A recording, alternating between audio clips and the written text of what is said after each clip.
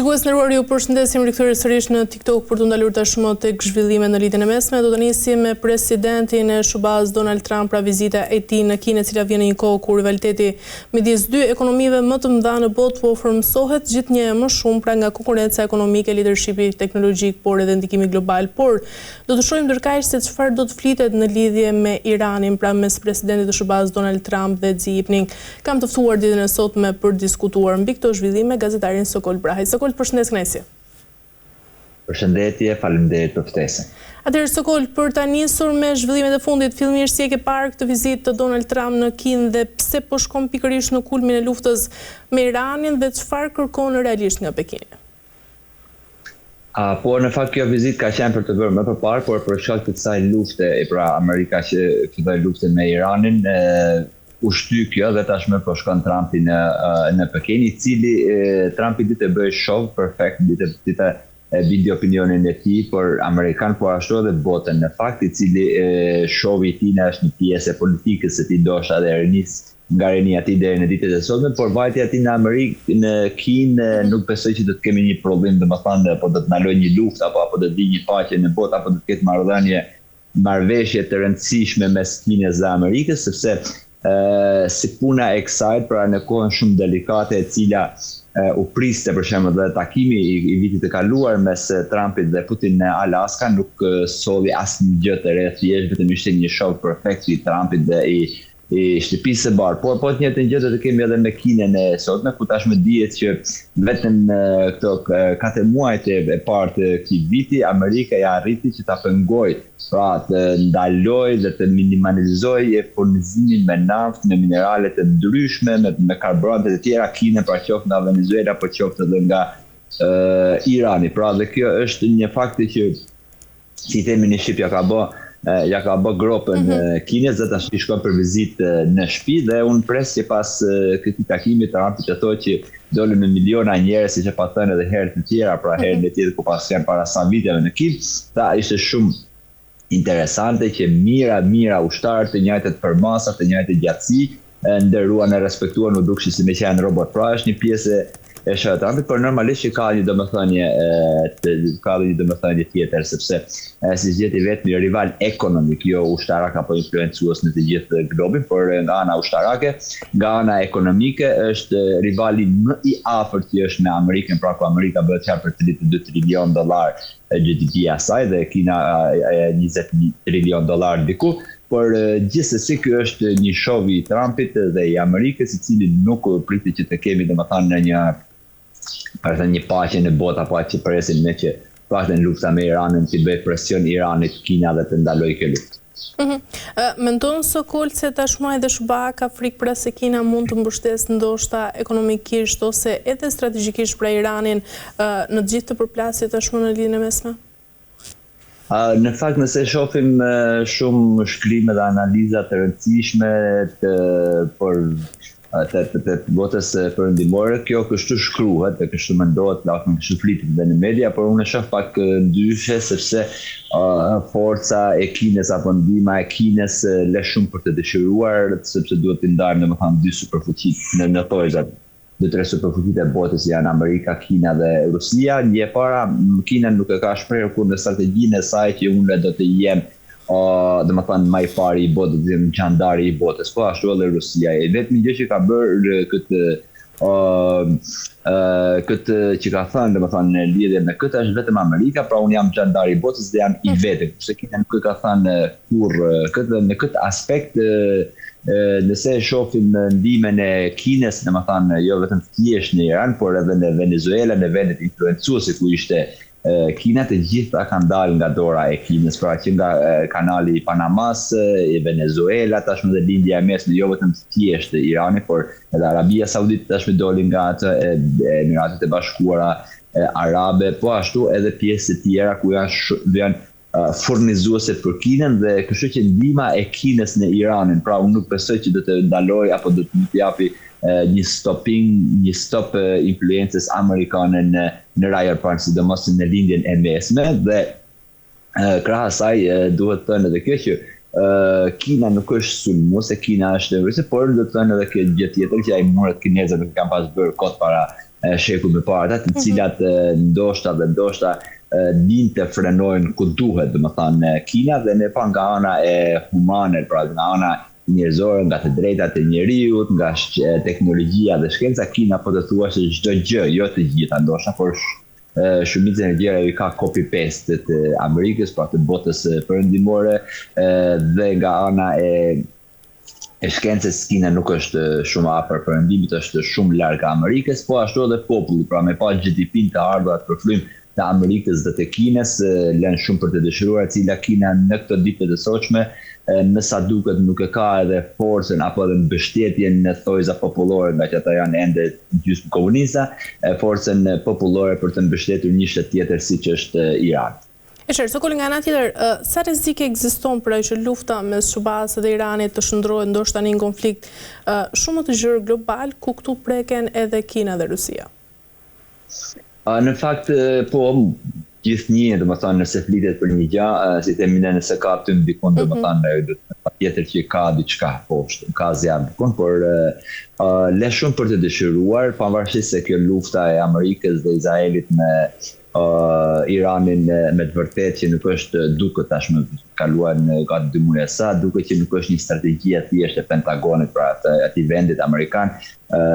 asaj vendi marrë se amerikan që di se çfarë është lufta, por është e marrë nga Trumpi dhe këtu me të vërtetë në arenën ndërkombëtare dhe sidomos në marrëdhëniet ndërkombëtare, në fakultetet e marrëdhënieve ndërkombëtare, tashmë unë besoj që duhet studiuar që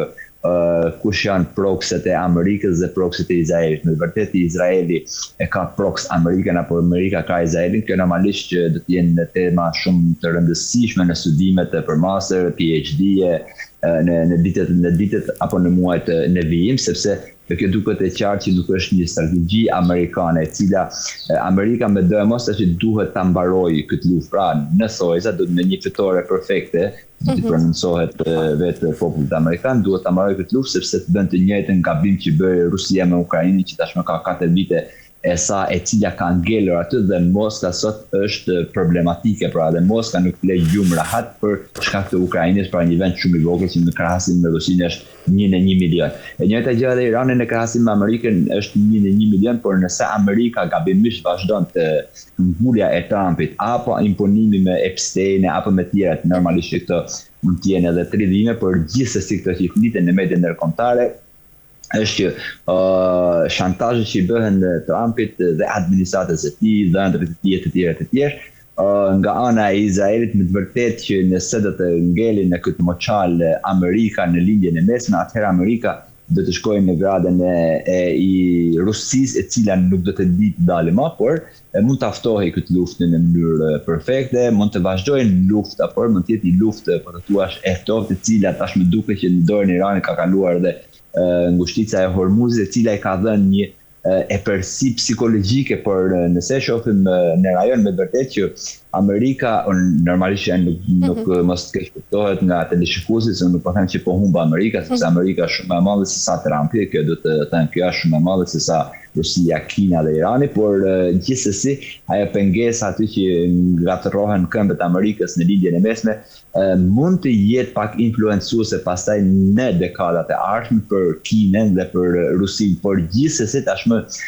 Amerika do të presim, sepse ato çfarë kishte të bënte Amerika në Iran, pra bombardimet mbi 13 apo 23.000 vende, pra nuk ka ngelur asgjë për të bombarduar, dhe ende nuk fitoi asnjë Amerika, pra nuk humbi, nuk po them se humbi, por nuk fitoi asgjë, pra nuk arriti dëshirueshmërinë e saj apo pritshmërinë e saj që kishte para 2 muajve. Dhe për këtë arsye Amerika besoj që shkon tani në Kinë dhe jep Kinës një mesazh krejt normal. Pra unë jam xhandari i botës dhe në këtë aspekt mos zgabo, pra që të mundohesh të kesh influencën time në një cet tjetër të botës. A mundet Sokol të përdor Kina pra krizën tashmë në lindjen e mesme për të zgjeruar ndoshta dhe ndikimin e saj global, por edhe për të dobësuar Amerikën? Patjetër që po, sepse çdo forcë, çdo shtet normalisht që qëllimet e para saj kanë të shkruar por të pa deshifruar në librat e tyre të kuq, pra çdo shtet, dhe shteti më i vogël apo shteti më i ri i botës e ka një qëllim të tillë, dhe kjo është normale sepse vetë qenia e shtetit do të jetë ashtu. Dhe sidomos kur bëhet fjalë për superfuqi, pra në thojza superfuqi janë ata që kanë nuklear arsenal, Patjetër po, por nëse e shohim geostrategjin për zgjerim, që mund të thëmë për influencë të Kinës, është krejtja kundërta me atë që njohim ne europianët apo bota perëndimore. Pra, është krejtja kundërta, mendojnë që me ekonomi mund të jenë influencues, pra vinë për shembull në thojë dhe në Shqipëri, bën lagjet e tyre, bën mahallat e tyre, dhe pastaj pas 1-2-3 dekadash do të jetë domethënë kinez, por kjo nuk në botën e sotme, sidomos në mileniumin e ri, kjo nuk është duket funksionale, por do të bëjmë me patjetër. Kina ka disa zona perfekte, për shembull që tashmë kanë dalë propozitive për Kinën, por nuk duhet harruar edhe kjo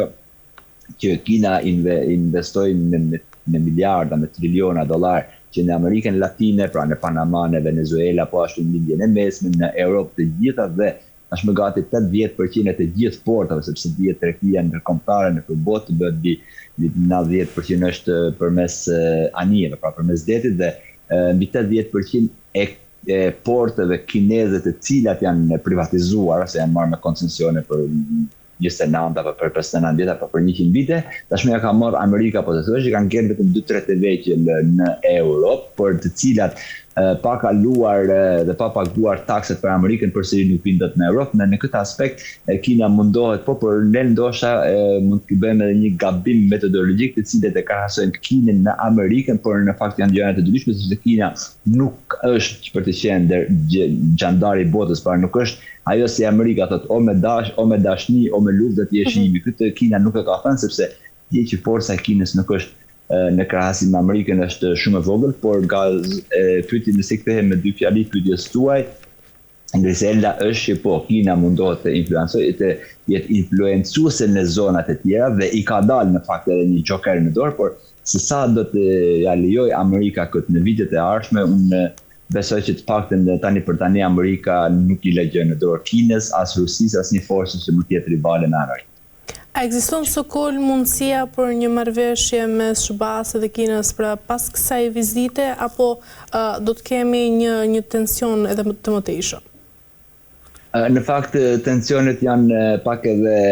artificialisht, e cila me Tajvanin për shembull ne flasim dhe në arenën ndërkombëtare flitet Tajvani, por ndoshta nga që jemi shumë larg Kinës, nuk e dim realitetin e zonës apo e rajonit kinez, sepse Tajvani është një mrena Kinës, pra Tajvani nuk është një shtet i njohur nga bota. Por ka një gjë shumë të rëndësishme, pra prodhimin e çipave është ndër superfuqitë, më tani është një ndër prodhuesit më të mëdhenj të botës, dhe kjo ka dhënë fuqi dhe sa herë në Tajvan vinë forcat ultranacionaliste tajvaneze, pra për zgjedhje për qeveri, atë në të gjithë media ndërkombëtare rrihet ai problemi që ata në Tajvan do të marrë pavarësinë, do të ikën nga Kina e të tjera, dhe këto përdoren normalisht, këto janë super perfekte për të dobësuar, pra për të thithur gjakun avash një superfuqie, pra është shumë e rëndësishme ato problemet e vogla, të cilat duken të vogla, por harxhon shumë energji dhe shumë gjak ai shtet aty. Pra për Kinën është një plagë shumë e keqe, e cila nuk shërohet, por jo se është një plagë vdekjepruese për Kinës, por sidomos Amerika këtë përdor si një plagë vdekjepruese, e cila në të vërtetë i ka dhënë prioritet edhe në rajon Amerikës. Dhe në këtë aspekt duket pra që do të kemi marrëveshje, por çfarë marrëveshje do të kemi, domethënë, me këtë do të shohim përcaktimet e Trumpit, sepse edhe ditën e dieshme është shumë interesante që ato që bëjnë anketimet më të rëndësishme të opinionit amerikan thanë që për herë të parë Shtetet e Bashkuara të Amerikës, pa tashmë 2 dekada, 2 shekuj më falni, kemi një president që 98 herë në ditë gënjen, ose nuk e thot të vërtetën. Pra, kështu që do të presim se çfarë do thotë zoti Trump, por gjithë influenca amerikane në rajon, pra afër Kinës, dihet që është shumë prore para Kinës, edhe pse ne Kinën e shohim si një superfuqia influencuese është Amerika, të cila edhe Trump shkon me një dorë shumë të lartë, domethënë në Kinë, nuk është se po shkon as se po shkon ke i malli, por i malli shkon te në thojza rivali i tij, e cila edhe Kina në fakt është e gatshme të ofrojë Amerikës shumë mund të themi shumë lehtësime për zgjedhjen e disa probleme të cilët për shembull Amerika nuk po arrin të zgjidhë. Për shembull për luftën në Ukrainë, Rusia e cila është problematike për Europën dhe dihet që në kohët e fundit Europa me Kinën po ka zhvillon marrëdhënie shumë të rëndësishme të cilat këtu Kina mund të jetë, domethënë ndërmjetësuese që të zbusi marrëdhëniet Moskë-Bruksel, pra Bashkimi Evropian Kinë, por në aspektin e Iranit nuk besoj që Trumpi do të kërkojë diçka sepse Amerika në lindjen e mesme është e prore e cila duke krijuar kaos e ka kontrollin rajonal. Sokol, nga ana tjetër, tjetër informacion është se Arabia Saudite ka kryer sulme të shumta të papublikuara ndaj Iranit në një shenjë hakmarrje pra për sulmet e kryera gjatë luftës në lidhjen e mesme. Dhe kjo sipas dy zyrtarëve perëndimor të informuar për këtë çështje dhe dy zyrtar iranian. Sokol, pse Arabia Saudite vendosi të godas drejt për drejt Iranin dhe pse këto sulme janë mbajtur të fshehta deri tani? Grisela, në fakt, lindja e mesme është shumë ndryshe nga ajo që flasim ne dhe unë kur flas me kolegët e mi atje, me akademik, me miq të rëndësishme të atyre zonave, vazhdimisht thonë që ju perëndimorët nuk na kuptoni datë neve, çdo gjë është shumë ndërthurë dhe nuk është ashtu siç e shihni në fotografi. Për shembull, japim një shembull shumë interesant që shumë bombardimet në zonë, pra qoftë në Emiratet e Bashkuara Arabe, pra në të gjitha të shtetet e Gjirit Persik, po ashtu edhe në Irak, brenda në Irak, në Siri, në Arabinë Saudite, dhe bombarduar gjoja në thojza nga Irani. Ata janë bombarduar nga një bazë ushtarake izraelite e cila ka bërë në Irak, i cili qeveria e Irakut, pra shteti irakian, por edhe inteligjenca tjera të huaja nuk e kanë ditur që Izraeli ka arritur të bëjë një bazë aq të madhe sa të juaj të gjitha vendin. Dhe përse e bën këtë Arabia Saudite, po duhet të thënë që në rajon kemi probleme, pra nuk kemi vetëm problemin hebre musliman, por kemi problemin edhe brenda sekteve të gjitha feve. Pra edhe çifutët mes tyre kanë problemet e tyre jetike që vrasin e presin njëri tjetrin. Në fakt jo vetëm nuk është për iluzion, por është realitete. Po ashtu edhe në pjesën muslimane, pra në pjesën muslimane sunite kemi probleme etike, pra Iraku, Irani, Siria të tjera, po ashtu edhe në botën shite. Dhe nëse shohim në aspektin e Arabisë Saudite Iran, atëherë do ta shohim pak edhe me aspekt ekonomik, por edhe teopolitik, sepse Irani është, më falni, Emiratet e Bashkuara Arabe, pra princi kurorës, vazhdimisht ka qenë armiku kryesor i Iranit, të cilat vjet edhe problemet shite sunite, por edhe influenca në rajon, sepse Arabia Saudite është e para, domethënë, e botës muslimane në thojza, ku atje shkojnë për haxh për të gjithë bota muslimane, të gjithë muslimanët nga gjithë bota, kurse Irani është pak ndryshe, por me të vërtet Arabia Saudite ka bombarduar Iranin dhe me të vërtet kanë qenë apo janë bërë nga proxy të tjera, apo nga flamur false, pra ka bombarduar dikush tjetër. Këtë ndoshta mund ta shohim në ditët e vijim, por ndoshta nuk mund ta dim krejt, por Arabia Saudite dhe princi kuror është shprehur krejt haptas që me patjetër po paguan Amerikën që kjo luftë mos të mbarojë pa eliminuar të gjithë Iranin, sepse është problematika jetike për Arabinë Saudite është Irani, sipas atyre. Mirë, Sokol, për ta mbyllur, ndërkaq apo përpiqen Shtetet e Bashkuara të Amerikës të përdorin aleatët arab për dobësuar Iranin, por pa hyrë vetë pra në një luftë të drejtë për drejtë? E tashmë po, kjo duhet ta shohim edhe ditët e fundit, ku për shembull edhe zoti Trump tha që ne kemi dërguar armë, kemi dërguar para të panumërta kurdëve për të hyrë në Iran, pra për të stabilizuar Iranin nga brenda, por kurdët nuk u përgjigjen, edhe pse janë luftëtarë të mirë, nuk u përgjigjen, dhe këtu është një ndikim totali turqisë, me sa duket, pra nëse shohim nga rajoni, nga fusha e luftës, dhe mos arritja e kësaj automatikisht Amerika nuk e lën lojën e vet pa e mbaruar, dhe pika kryesore për Amerikën pa me kosto shumë të ulët, ose po të thuash pa kosto në fund të fundit gjitha shpenzimet e kësaj lufte e vendit arabe, Emiratet Arabia Saudite po ja paguajnë Amerikës. Këtu e shohim që po më perfekti për Amerikën është pra Emiratet e Bashkuara Arabe, sidomos janë flamurtaret për të luftuar, pa për të vazhduar luftën me Iran, po ashtu edhe Arabia Saudite. Dhe nëse dhe e shohim këtë, ndoshta Katari dhe Kuvaiti nuk mund të hyjnë në këtë, ndoshta nuk mund të dëshirojnë këtë lloj luftët e pafundme, pra siç ishte lufta e Rusisë me Ukrainën, por Arabia Saudite dhe Emiratet e Bashkuara Arabe janë të përbetuara që o ta rëndojmë totalisht Iranin, pra ta bëjmë Irak dhe Siri, pra ta bëjmë shtetin formal, që mos ketë asnjë lloj forcet, ose kjo luftë mos ndalojë deri në ditë. Pra mund të zgjasë edhe me dekada më radh, kur në fakt kemi pas edhe luftat e tilla mes Iranit e Irakut, ku ka shtypur për 7-8 vite, dhe cila ndodhi e kundërta, pra Irani u forcua dhe Iraku ra. E njëjtën gjë edhe Arabia Saudite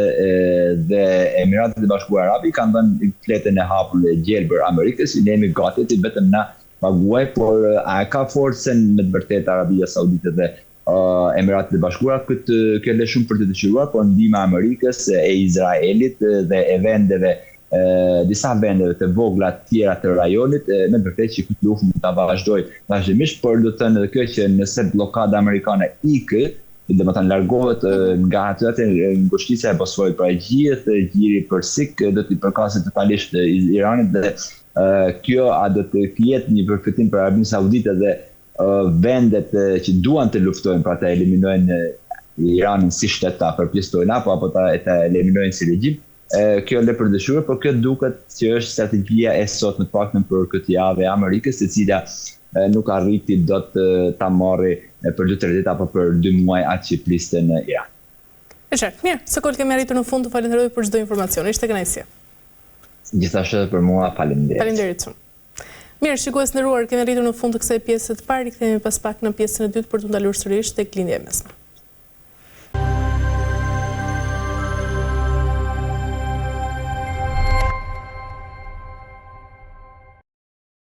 Mirë, shikues nderuar, jemi rikthyer tashmë në pjesën e dytë, ku do ndalemi sërish tek vizita e presidentit të SBA-s Donald Trump në Kinë, pra për takimin që do të ketë me Xi Jinping. Dhe sigurisht kjo vjen në një kohë, siç e tham, kur rivaliteti midis dy ekonomive më të mëdha në botë po formësohet gjithnjë më shumë, sigurisht nga konkurenca ekonomike, leadershipi teknologjik, por edhe ndikimi global. Kam të ftuar në këtë pjesë të dytë zotin Ardian Lezi. Ju përshëndes, kënaqësi.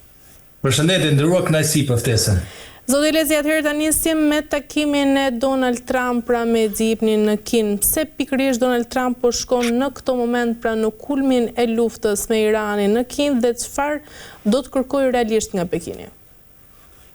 E vërtet është nderuar, siç e thatë edhe ju në parantezë të këtij panelit, arsyet e vërteta janë pikërisht kjo vizitë bëhet në një moment kritik, janë marrëdhënies midis dy shteteve, dy aktorë më të fuqishëm sot botë në aspektin edhe konkurrencës tregtare, por edhe gjithë çkaje që lidhet me këtë konkurrencë,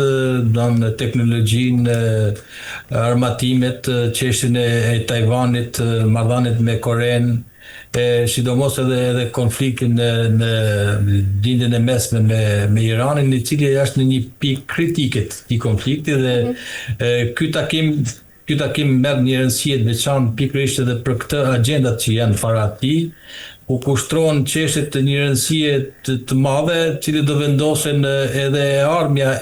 e marrëdhënieve midis shtetit, po edhe dinamikat e zhvillimeve edhe të konfliktit në rastin konkret, konfliktit në lindjen e mesme, ku po diskutohen edhe për pikat për arritjen e marrëveshjes, negociatat të cilët janë, por që nuk kanë ardhur në një moment konkludues të saj, dhe duke pas parasysh se çfarë përfaqëson Kina këtë raport me Iranin si mbështetja kryesore e tij mbrapa vij, pa cilën nuk është siguruar e fitore e SBA-s, dhe ka garantuar në farë mënyrë dhe mbijetesa rezistenca e Iranit. Kina merr një rëndësi shumë të veçantë për të diskutuar të gjitha këto pikat që kanë bën qoftë në aspektin e tregtisë globale, kemi parasysh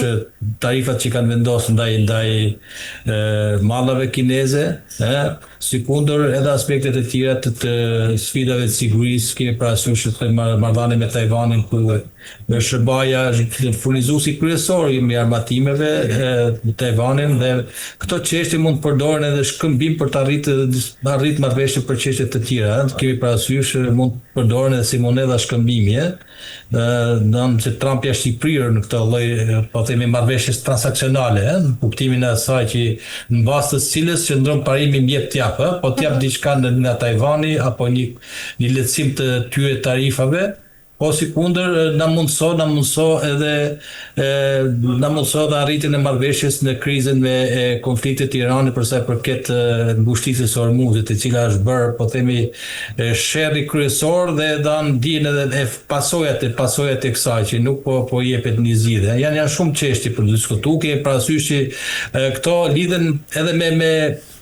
formatin e gjithë atyre të cilët shoqërinë Trump. Kemi parasysh përfaqësuesit më të lartë të teknologjisë amerikane, cilët janë edhe ato pjesë e kësaj diskutime, çështje tregtare, çështjet e marrëdhëniet të SBA-s me Tajvanin, me Alatë dhe të tjerat, por në fokus kryesor gjithashtu është edhe kriza në linjën e mesme, kriza në linjën e mesme dhe zhbllokimi i situatës në kanalin e Hormuzit. E qartë, zotëri, nga ana tjetër, sa rrezik ekziston që lufta SBA-Iran të shndrohet ndërkaq një konflikt shumë më të gjerë global, ku të përfshihen këtu Kina, por edhe Rusia? Nderuar, pra të thënë që ky takim është i pritë dhe është në një moment krucial të zhvillimit të luftimeve në këtë linjë mesme, dhe thash që mbijetesën e këtij konflikti në kuptimin e asaj të pakursyes që është dhënë Iranit nga ana e Kinës, qoftë infrastrukturë në sisteme mbrojtëse, po ashtu në elektronik, në informacion, po sikundër edhe nga Rusia, ka bërë që ky konflikt të zgjatet, të rritet kosta e tij dhe Irani të fitojë kohë dhe të lodhet. Ndonë strategjia e përdorur nga palët është që Irani synon ta lodhë SBA-n, të arrit kostin e konfliktit dhe të efektet e cilët do të shtrihen gjithandej, të jenë efekte globale, nga ky rajon të jenë efekte globale, në mënyrë që synon të prishet kohezioni ndërkombëtar lidhur me mbështetjen që kërkon SBA-ja në këtë konflikt. Dhe shkaku kryesor i saj është pikërisht është Rusia dhe Kina dhe Rusia, pa të cilën nuk mund të vazhdojë, pa mbështetjen e cilën nuk mund të vazhdojë. Për këtë arsye që nëse do të kemi një rezultat, një marrëveshje nga ky takim i shumë pritur në një moment kritik, edhe të këtyre zhvillime, po edhe luftës tregtare midis dy aktorëve më të rëndësishëm, do të kemi paqe apo të kemi vazhdimin e saj, dhe në varësisht nga kjo dinamikat janë të tilla sa që konflikti mund të përshkallëzohet, do të vazhdojë rezistenca e Iranit në strategjinë e zgjedhur për tij që mbrojtëse, por edhe kundërsulm në kuptimin e asaj që do të godas me infrastrukturën, me mjetet dhe sistemin e mbrojtjes raketore, por edhe gjithë ato të tjera të cilët Irani i ka treguar që i ka dhe i disponon dhe i mirë administron ato, sistemin e mbrojtjes raketore, goditjeve raketore, në ndeceve, e dronëve, të cilët kanë sjellë pasiguri, jo stabilitet dhe panik në lindjen e mesme dhe në kanalin e Hormuzit, ngushtisjen e Hormuzit, dhe kjo marrëveshje, ky takim ka pikërisht këtë rëndësi më të madhe, ndalimin e konfliktit këtu, por që nuk është thjesht vetëm ky, por është edhe çështje të tjera të rëndësishme që ndajnë të dy aktorët më të rëndësishëm për ato të cilët ato kanë shqetësim marrëdhënie me një tjetër. Kina dihet që është një kërcënim real për SBA-n dhe është i paraparsi i tillë edhe në dokumentat e reja strategjisë sigurisë kombëtare, në dallim ato të mëparshme që Kina shihet si kërcënimi kryesor ekzistencial i SBA-s në këtë moment, dhe si i tillë ka marrë një vlerësim në analizat e vlerësimit e mjedisit sigurisë i botë. Kina shihet si kërcënimi kryesor ekzistencial në dallim me në çastin e mëparshme që kishte, qoftë kjo edhe me Rusinë, e cila sot shihet si konkurrent, po jo si kërcënim rajonal, ndërkohë që Kina ka një status disi më të fortë në kuptimin e konkurrencës dhe një sfidës globale, për çështjet globale, cilat qoftë aspektit tregtar, por ato të aspektit të sigurisë. Kemi parasysh shtrihen gjithandej të investimeve kineze përmes projekteve gjigante globale One Belt One Road, e cila është një kërcënim jo vetëm për mallat amerikane, por gjithë globin, qoftë në linjën e mesme, në linjën e largët, në SBA-n, në Amerikën Latine, në Bashkimin Evropian, dhe si tillë është parë me këtë sy, kemi parasysh konkurrenca shumë e madhe e mallrave kineze në raport me amerikane, gjë e cila e bëri që Trump të ketë një ndryshim të qasë, të shpallë një luftë tregtare e mallave kineze përmes kujt? Përmes vendosjes sankcione por rritjen e tarifave për këto malla, por edhe për të gjitha vendet importuese të mallave kineze, të cilët janë alat të SBA-s. Është një luftë tregtare e cila është në thelbin e gjithë konfliktit dhe lidhur me të marrëveshjet që do arrijnë, nëse do të arrijnë, do të sjellin efekte dhe do të çojnë edhe në arritjen e marrëveshjes edhe armë pushimit edhe në lindjen e mesme, sepse në thelbin e këtij konfliktit janë pikërisht këto aspekti ekonomik, aspekti tregtar, ku në zona tashmë janë të realizuar si zona ndikimeve geostrategjike, geoekonomike,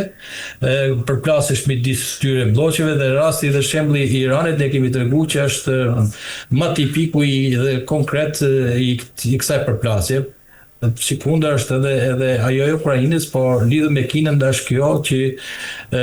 merr një rëndësi shumë të madhe pikërisht edhe ky takim, ku nëse do të arrihet kjo marrëveshje, kemi parasysh që do kemi edhe një pushim të shpejtë, edhe një kristalizim të situatës, një pashtim të kësaj zone. Qartë. Zoti Rezi, nga ana tjetër, a mundet të përdorë Kina tashmë krizën e rritjen e mesme për të zgjeruar ndikimin e saj global dhe për të dobësuar Amerikën nga ana tjetër, dhe kjo vizitë tashmë e Trump në Pekin, mendoni se është pranimi i saj se SBA nuk mund ta menaxhojë tashmë e vetë me krizën globale? Shikoj nderuar, po të shohim rreshtimin e bllokeve të sot janë realizuar Brexit, po jo vetëm ato të karakterit geostrategjik dhe geoekonomik. Kina është përfaqësuesja kryesore e sistemit multipolaritet, në kuptimin e sistemit multilateral me Rusia, Kina dhe vendet e jugut, të cilët janë rreshtuar për krah në alternativën konkurruese ndaj perëndimit. Dhe kuptohet kjo ka qenë një sfidë e hapur në aspektin jo vetëm ekonomik financiar, por në çështjet e sigurisë. Dhe si i tillë është parë një zgjerim i këtij bllokut ndaj bllokut perëndimor, dhe gjithë konfliktet që ndodhin në amban është pikë parë është një përplasje geopolitike, geostrategjike e bllokeve dhe gjithë shteteve anëtare të këtyre bllokeve respektive në raport me njëri tjetrin. Dhe Irani, duke pas parasysh rreshtimin që është për krah Kinës, Rusisë dhe bllokut euroaziatik, shteteve të jugut, si pjesë anëtare e saj Brexit, po jo vetëm, kemi parasysh merr një rëndësi të madhe edhe mënyra se si trajtohet kjo çështje e diskutimit, dhe mund shihet edhe si një instrument me cilën palët bisedime mund ta përdoren si koncesion të njëra tjetrën. Ai që thamë, do të marrëveshje transaksionale apo marrëveshje tregtare, në thelbin e saj që lën japësi këtu të jap një mundësi tjetër diku tjetër, dhe si tillë mund të shihet si monedë shkëmbimi, po nuk besoj që rasti i Iranit është kaq i lehtë në kuptimin e saj, duke pas parasysh trashëgiminë historike, politike, religjioze, atë perandorake të Iranit, të cilët kanë një krenari, po themi krenari që lidhet me historinë e Iranit, të regjimit të tij, dhe janë disa shtylla që e mbajnë mbijetesën e tij krahas kësaj mbështetje ndërkombëtare, por që absolutisht është e vërtetë që në këtë lloj rrështimi palët kanë detyrime për njëra tjetrën, në kuptimin e saj që për aq kohë sa do të mbështes, jemi detyruar që të përdoret edhe kjo situatë në funksion të arritjes marrëveshjes globale, dhe nuk është habi dhe çudi që marrëveshja me samiti SBA-s me Kinën, në rastin konkret takimi Jinping me presidentin Trump, përfshin agjendën e Iranit absolutisht, madje mund të jetë ndër edhe kryesorët, sepse të tjerat janë derivative, në sensin e asaj që thelbin e tyre janë tregtia, janë teknologjia, informacionin, janë sfidat e sigurisë në Kinën Jugore, me Tajvanin, po edhe marrëdhënien me Korenë e Veriut, po edhe me gjithë të tjerat, rrethjak si kundër edhe me Rusin, dhe këto çështjet globale gjithmonë kanë janë ato të cilët sfidat janë ato që i bashkojnë dy superfuqit apo aktorët, në dallim me ato që mund t'i ndajnë dhe të mëdhet bëjnë ata që duhet, e kemi thënë, ato që duan, ndërsa të vegjëlit, po jo në rastin e Iranit, bëjnë ata që duan ato të mëdhet që i imponohen përmes rregullat e tyre, përmes marrëveshjeve. Dhe ky takim, po jo vetëm ky takim, po edhe këto konfliktet rajonale, po me efekte globale, e kemi thënë që janë edhe një test i sistemit marrëdhënieve ndërkombëtare, ai që quhet rikonfigurimit e tij në një sistem multipolar ku pranohet tashmë ekzistenca e disa poleve, nga një rand perëndimi kolektiv, ai që quhet perëndimi kolektiv me vlerat mëstojnëse të saj të lirisë, demokracisë, sistemit të drejtës, mbrojtjes të drejtave të njerëzit, ekzistenca e OKB-s e shumë institucioneve globale të cilët ndërmojnë këto rregulla, por nga ana tjetër kemi një sistem alternativ të cilët nuk i pranojnë kundërthënjet e tyre, duke u nisur thjesht nga interesat nacionale të këtyre shteteve dhe bloqeve, të cilët janë në rivalitet me to, qoftë në aspektin ekonomik, qoftë në aspektin e sistemit financiar të ndryshëm nga i perëndimor, po ashtu edhe në aspektin e rregullimit të sistemit ndërsisht sipas normave dhe vullneteve të tyre, do të kërkojnë që ta sfidojnë këtë sistem gjithmonë në kuptimin e forcës dhe fuqisë që kanë këto shtete. Në një farë mënyrë sistemi është i rënd de facto, jo de jure, pa aq kohë sa ato ekzistojnë, por që nuk funksionojnë de facto, kemi shkeljet ligjit luftës, siç janë konfliktin në Gaza, po ashtu në Iran, po ashtu edhe në konfliktin Rusi-Ukrainë. Superfuqitë dhe shtetet e forta bëjnë ata që dëshirojnë të bëjnë, ndërsa të tjerat janë të detyruar të imponohen vullnetet të mëdhenj dhe bëjnë ata që të mëdhenj dëshirojnë të bëjnë. E qartë, mirë zërezi, e mbyllim me atë çka ka ndodhur nga Arabia Saudite, e cila ka kryer sulme të papublikuara ndaj Iranit në një shenjë hakmarrje për sulmet e kryera gjatë luftës në Lindjen e Mesme. Dhe kjo e thënë sipas dy zyrtarëve perëndimor të informuar për këtë çështje, por nga ana tjetër dhe dy zyrtarë iranian. Pse Arabia Saudite, zoti Lezi, vendosi të godas drejt për drejt Iranin dhe pse këto sulme u mbajtën të fshehta dhe nga ana tjetër, a është ndoshta duke u përpiqur SBA-ja të përdorë aleatët arab për të dobësuar Iranin pa hyrë vetë pra në një luftë drejt për drejt? Ndërruar, dihet tashmë dhe rivaliteti që ka dhe Arabia Saudite, një shtet me shumicë suni në raport me Iranin që janë shiite, dhe kuptohet konkurenca atyre gjithmonë ka qenë e hapur, por edhe fshehur për rivalitet dhe për dominim të lindjes me dhe kush do të jetë shteti lider. Dhe në asnjë rast Irani, po edhe Arabia Saudite nuk e kanë pranuar njëri tjetrin në këtë lloj përpjekjesh. Projeksionet e Iranit në lindjen e mesme tashmë janë të njohur përmes proksave të vetë, qoftë milicisë shite, qoftë në Sirinë, në Irak, në Hezbollah, në Gaza, Houthit në Yemen, por dihet nga ana tjetër edhe aleanca që ka Arabia Saudite me SBA-n, dhe çfarë vetvete përfaqëson në aspektin jo vetëm demografik, por edhe në aspektin gjeografik, por edhe që është pjesë e gjithë marrëveshjes që SBA-ja ka pas në kuadrin e asaj të marrëveshjes Abrahamit për të paqësuar lindjen e mesme, i ka paraprik kësaj me marrëveshjen me Arabinë Saudite dhe shtetet e tjera arabe në kundër balancim me atë që Irani ka tentuar ta sfidojë. Dhe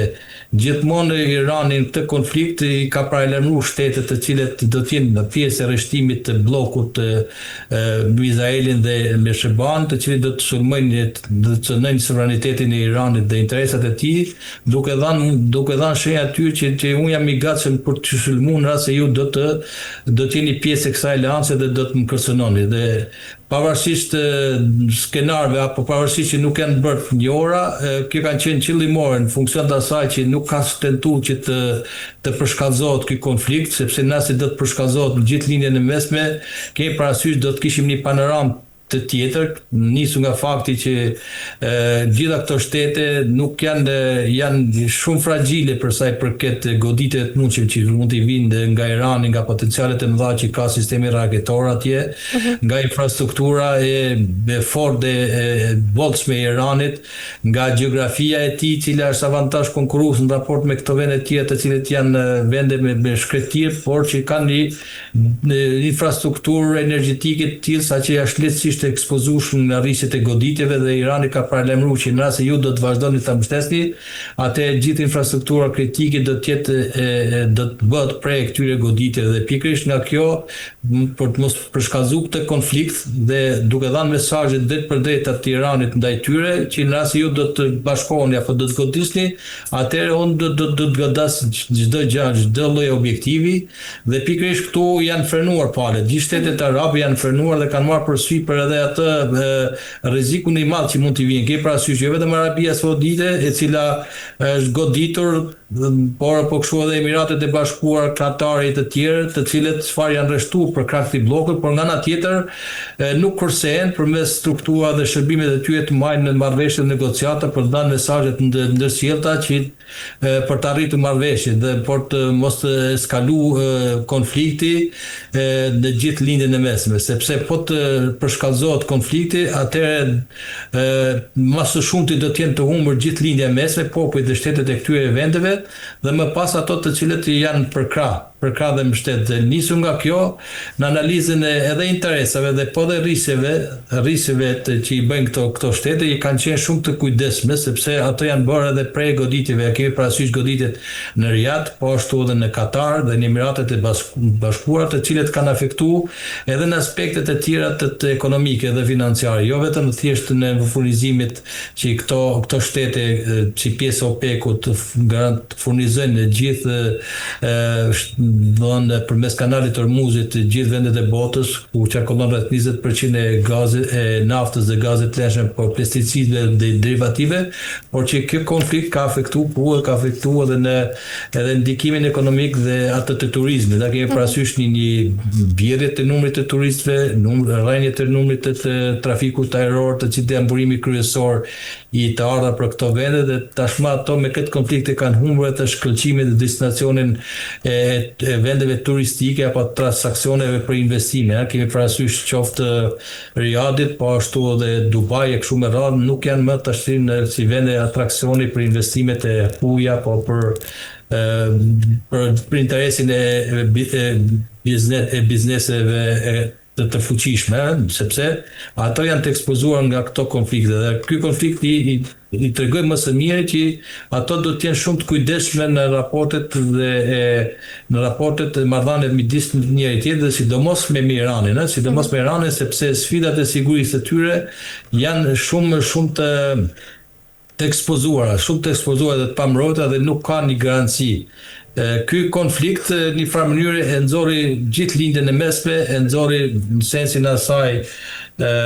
klakurisht, në kuptimin e asaj pa forcën e tyre në raport me çështjet e kryesore të sigurisë dhe të mbrojtjes, të cilët tregojnë që janë të pambrojtura në këtë detim, pavarësisht faktit që natyra ju ka dhënë shumë mundësi në aspektin e burimeve natyrale të naftës, gazit e kështu me radhë, por në çështjet e sfidat e sigurisë ato ngelen hapur në raport me Iranin, dhe Irani tregoi që është shteti më i fuqishëm i lindjes mesme, nuk ka përdihet me kollaj, ai posedon dhe ka një aftësi deterrence strategjike në kuptimin e përdorimit të qoftë pushtetit gjeografisë që ka dhënë gjeografia, atë që thot Tim Marshall apo Kaplan, si do të gjithë shtetet janë shumë të kujdesshme për të goditur Iranin. Kemi parasysh që do të futen në kursin e të Burgosit nga gjeografia, dilemën e të Burgosit, por që është edhe